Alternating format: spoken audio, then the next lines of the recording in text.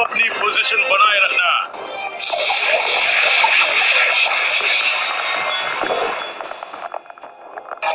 जरा संभल के मेरे भाई, बेवजह इतनी सारी हत्याएं, इससे क्या फायदा है? तुम मेरी बात मानो या ना मानो, युद्ध की शुरुआत इसलिए हुई क्योंकि एक इंसान मारा गया था। देखो क्या, सिर्फ एक इंसान के कारण करोड़ों लोग मारे गए? हाँ, शायद मैंने कुछ आसानी से समझा दिया। अच्छे से बताओ, आखिर क्या हुआ था? तो सुनो, हर शासक अपने साम्राज्य पर काबू बनाने के लिए इतना पागल हो गया था कि वो दूसरे साम्राज्य के विस्तार को अपने लिए खतरा समझता था। ब्रिटेन, रशिया और फ्रांस काफी अच्छे दोस्त थे और दूसरी तरफ जर्मनी, ऑस्ट्रिया, हंगरी और इटली की दोस्ती भी काफी गहरी थी। एक मिनट रुको, इटली? लेकिन वो तो अब हमारे साथ है। इटली ने बाद में खेमा बदल लिया, लेकिन पहले आगे की कहानी सुनो। सॉरी, बताओ। तो इन देशों में एक इनफॉर्मल अलायंस था, लेकिन इन देशों में डिफेंसिव अलायंस था। मतलब कोई भी अगर किसी से भी पंगा ले लेता है तो बाकी सब उसकी मदद करेंगे। अरे तुम यहाँ क्या कर रहे हो? बाहर जंग चल रही है और तुम दोनों यहाँ पर बैठे हो। हम जंग की शुरुआत के बारे में बात कर रहे हैं। अच्छा, फिर ठीक है, तुम आगे बताओ। हर कोई घबराया हुआ था या सत्य का भूखा था या आपस में दोस्ती या दुश्मनी थी? पर तुमने कहा ये सब शुरू इसलिए हुआ क्योंकि एक इंसान मारा गया था। मिलिए आर्कड्यूक फ्रांस फर्डिनेंड से। क्या? ये हमें फ्लैशबैक में ले जा रहा है। ओह, फ्रांस फर्डिनेंड ऑस्ट्रिया का राजकुमार था, मजेदार इंसान था। सुनिए अंकल जो, मेरा मतलब सम्राट जोसेफ जी, मैं बताने आया था कि हमारे एक प्रांत में थोड़ा सर्बियाई राष्ट्रवाद चल रहा है। मैं अपनी सेना के साथ जाकर अपनी ताकत दिखा कर आता हूँ। जाओ मजे करो, लेकिन थोड़ा संभल कर, हाँ? क्योंकि सर्बियाई संगठन है जो तुम्हें मारने की कोशिश कर सकता है। नाम है द ब्लैक हैंड, उनसे बच के रहना। ओके, कोई नहीं, मैं उनसे भी निपट लूंगा। ब्लैक हैंड संगठन फ्रांस फर्डिनेंड और उसकी बीवी तक पहुंच गए। दोनों की गोली मारकर हत्या कर दी गई और उसी के बाद इस युद्ध की शुरुआत हुई। उन्होंने उसकी बीवी को भी मार दिया? ये क्या? वो भी काफी निर्दयता से। तुम्हारी शादी हो गई ना? हाँ, 2 बेटियां भी है। मैं अपनी छोटी बेटी से मिल भी नहीं पाया इस युद्ध की वजह से, और इसलिए मैं इस युद्ध से जिंदा बच निकलने के लिए जी जान लगा। ओए, तू यहाँ कहाँ से आ गया? ये ले, तेरा काम तमाम। अरे नहीं, घाव तो काफी गहरा है। बचाओ मुझे, मैं अपनी बेटी से मिलना चाहता था।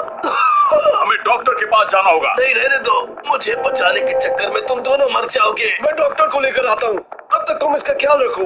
कहानी खत्म करो, मुझे पता तो चले कि आखिरकार किसके लिए मैंने अपनी जान गंवाई है। तुम जानना चाहते हो? वैसे आगे की कहानी तुम्हें अच्छी नहीं लगेगी। अगर मैं तुम्हारी जगह होता तो सुनने से बेहतर शांति से मरना पसंद। कहानी पूरी करो जल्दी।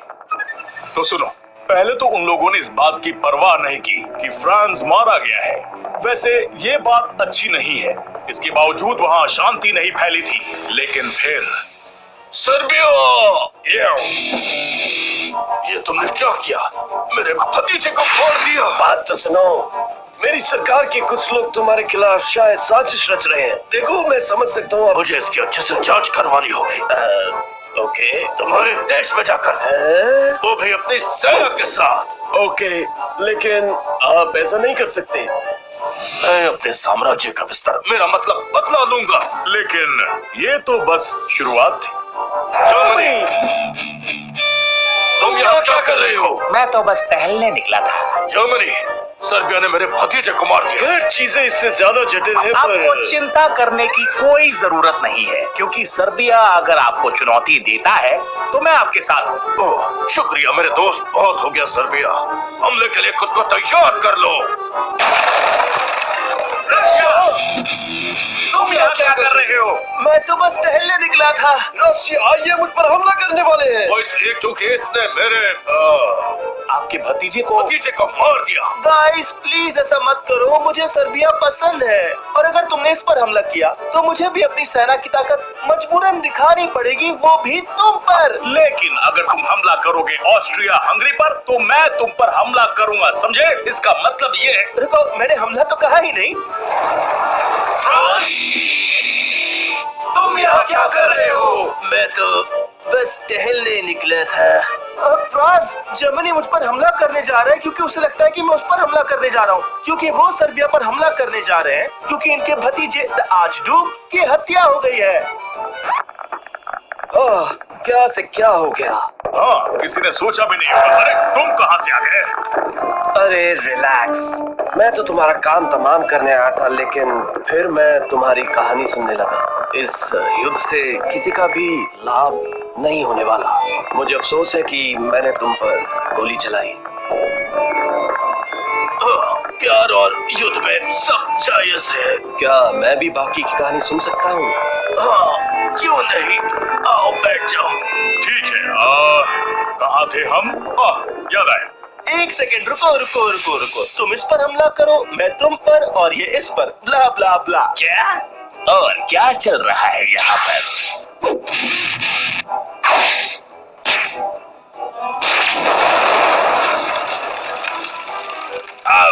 क्या तुमने बेल्जियम के जरिए मुझ पर हमला किया है? खैर, इससे पहले कि तुम मुझ पर हमला करते, मैंने हमला कर दिया। बात तो सही है। रुको, लेकिन अगर तुमने बेल्जियम पर हमला किया, तुम यहाँ क्या कर रहे हो? बहुत हुआ ये सब। मुझे खबर मिली है कि तुमने मेरे दोस्त बेल्जियम पर हमला किया है। देखो, बात यह है कि रुको, मुझे केस करने दो। तुम्हारा उनके साथ एक गठबंधन है। खैर, फिलहाल के लिए तो मैं किसी का साथ नहीं दे रहा। तो कुछ इस प्रकार से ही इस युद्ध की शुरुआत हुई। लगता है कहानी सुनते सुनते ही शहीद हो गया।